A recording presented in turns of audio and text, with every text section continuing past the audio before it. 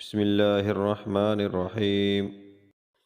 رسول اللہ صلی اللہ علیہ وآلہ وسلم نے فرمایا، سب سے بہتر دن جس میں سورج نکلا جمعہ کا دن ہے۔ اسی دن آدم پیدا کیے گئے، اسی دن وہ جنت میں داخل کیے گئے، اسی دن وہ جنت سے زمین پر اتارے گئے۔ اسی دن میں ایک گھڑی ایسی ہے کہ جسے مسلم بندہ نماز کی حالت میں پائے اور اللہ سے اس میں کچھ طلب کرے تو اللہ اسے ضرور عطا فرمائے گا۔ ابو ہریرہ رضی اللہ عنہ کہتے ہیں، پھر میں عبداللہ بن سلام سے ملا اور ان سے اس حدیث کا ذکر کیا تو انہوں نے کہا، میں یہ گھڑی اچھی طرح جانتا ہوں۔ میں نے کہا، مجھے بھی اس کے بارے میں بتائیے اور اس سلسلہ میں مجھ سے بخل نہ کیجیے۔ انہوں نے کہا، یہ عصر کے بعد سے لے کر سورج ڈوبنے کے درمیان ہے۔ اس پر میں نے کہا، یہ عصر کے بعد کیسے ہو سکتی ہے جبکہ رسول اللہ صلی اللہ علیہ وآلہ وسلم نے فرمایا ہے، اسے مسلمان بندہ حالت نماز میں پائے، اور یہ وقت ایسا ہے جس میں نماز نہیں پڑھی جاتی۔ تو عبداللہ بن سلام نے کہا، کیا رسول اللہ صلی اللہ علیہ وآلہ وسلم نے یہ نہیں فرمایا کہ جو شخص نماز کے انتظار میں کسی جگہ بیٹھا رہے تو وہ بھی نماز ہی میں ہوتا ہے؟ میں نے کہا، کیوں نہیں، ضرور فرمایا ہے۔ تو انہوں نے کہا، تو یہی مراد ہے۔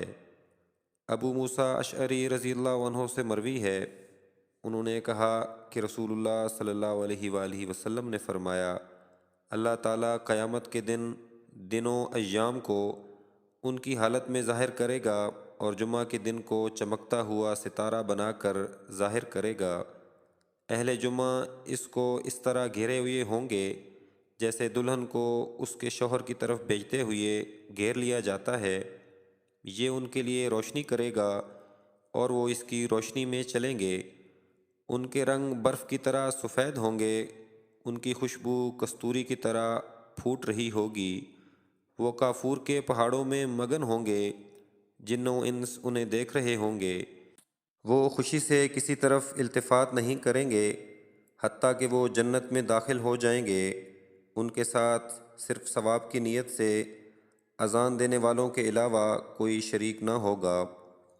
ابو ہریرہ رضی اللہ عنہ سے مروی ہے کہ رسول اللہ صلی اللہ علیہ وآلہ وسلم کہا کرتے تھے، 5 نمازیں اور جمعہ دوسرے جمعہ تک اور رمضان دوسرے رمضان تک اپنے درمیانی اوقات تک گناہوں کا کفارہ ہیں، جب تک کبیرہ گناہوں سے اجتناب کیا جاتا رہے۔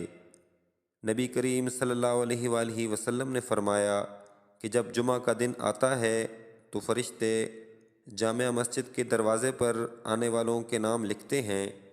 سب سے پہلے آنے والا اونٹ کی قربانی دینے والے کی طرح لکھا جاتا ہے، اس کے بعد آنے والا گائے کی قربانی دینے والے کی طرح، پھر مینڈھے کی قربانی کا ثواب رہتا ہے، اس کے بعد مرغی کا، اس کے بعد انڈے کا۔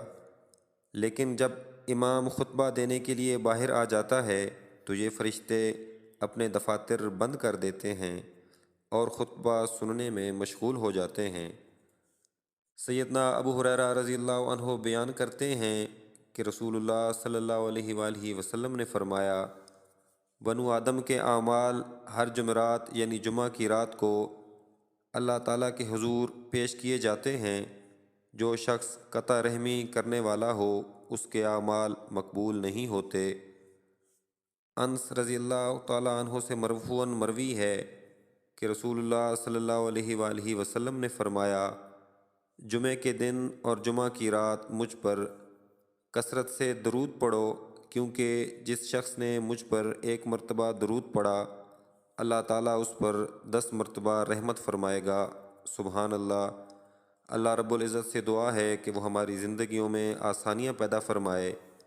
پیارے دوستو، مزید اسی طرح کی ایمان افروز ویڈیوز دیکھنے کے لیے ہمارے یوٹیوب چینل کو سبسکرائب کریں۔